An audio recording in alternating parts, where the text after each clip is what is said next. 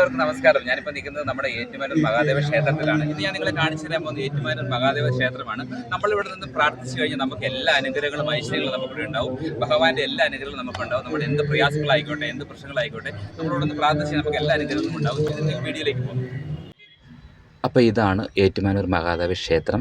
അപ്പം ഈ വീഡിയോ ലോകത്തുള്ള എല്ലാവരും കാണുന്നുണ്ടാവും. അപ്പോൾ നമുക്ക് എല്ലാവർക്കും ഒരുപാട് പ്രയാസങ്ങളുണ്ടാകും. കുടുംബപരമായിട്ടും മക്കളുണ്ടാകാതിരിക്കുന്നു, ജോലിയുടെ പ്രശ്നങ്ങളൊക്കെ ഉണ്ട്, ഒരുപാട് പ്രശ്നങ്ങളുണ്ട്. പക്ഷേ നമ്മൾ ഏറ്റുമാനൂർ ദേവൻ്റെ മുമ്പിൽ വന്ന് നമ്മൾ പ്രാർത്ഥിച്ചു കഴിഞ്ഞാൽ നമുക്കെന്തും അച്ചിട്ട് സംഭവിക്കും എന്നുള്ളതാണ് ഇവിടെ ആൾ പറഞ്ഞിരിക്കുന്നത്. നമുക്ക് അനുഭവമാണ്. എന്തുണ്ടെങ്കിലും നിങ്ങൾക്ക് എന്ത് പ്രയാസങ്ങളോ, ചിലപ്പോൾ നിങ്ങൾക്ക് വർഷത്തിലൊരിക്കൽ നിങ്ങൾ നാട്ടിൽ വരുന്ന ആൾക്കാരായിരിക്കും.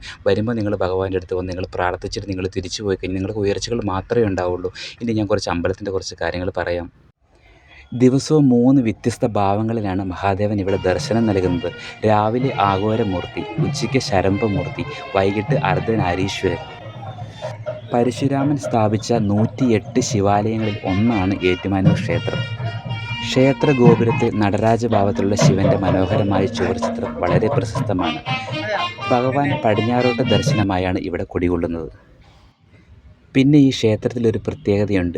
450 വർഷമായി കെടാതെ പ്രകാശിക്കുന്ന ഒരു വിളക്ക് ഇവിടെയുണ്ട്. ഇതിൽ എണ്ണയൊഴിക്കുന്നതാണ് ഇവിടുത്തെ പ്രധാന വഴിപാട്.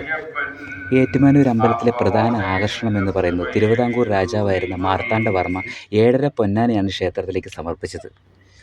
അപ്പോൾ വിദേശത്തൊക്കെ ഇരിക്കുന്ന ആളുകളുണ്ടെങ്കിൽ ഈ വീഡിയോ കണ്ടിട്ട് നിങ്ങൾ ഷെയർ ചെയ്യുമോ? അപ്പോൾ മറ്റുള്ള ആളുകൾ കാണുമ്പോൾ അവർക്ക് ഭയങ്കര സന്തോഷമാവും. ഭഗവാന്റെ പ്രാർത്ഥന നിങ്ങൾക്ക് എല്ലാവർക്കും ഉണ്ടാവട്ടെ. നമുക്കിവിടെ വന്നു കഴിയുമ്പോൾ ഒരു പോസിറ്റീവ് എനർജിയാണ് ഭഗവാനെ കാണുമ്പോൾ കിട്ടുന്നത്. അപ്പോൾ നിങ്ങൾക്ക് എല്ലാവർക്കും വീഡിയോ ഇഷ്ടമായെങ്കിൽ ലൈക്ക് ചെയ്യുക, സബ്സ്ക്രൈബ് ചെയ്യുക.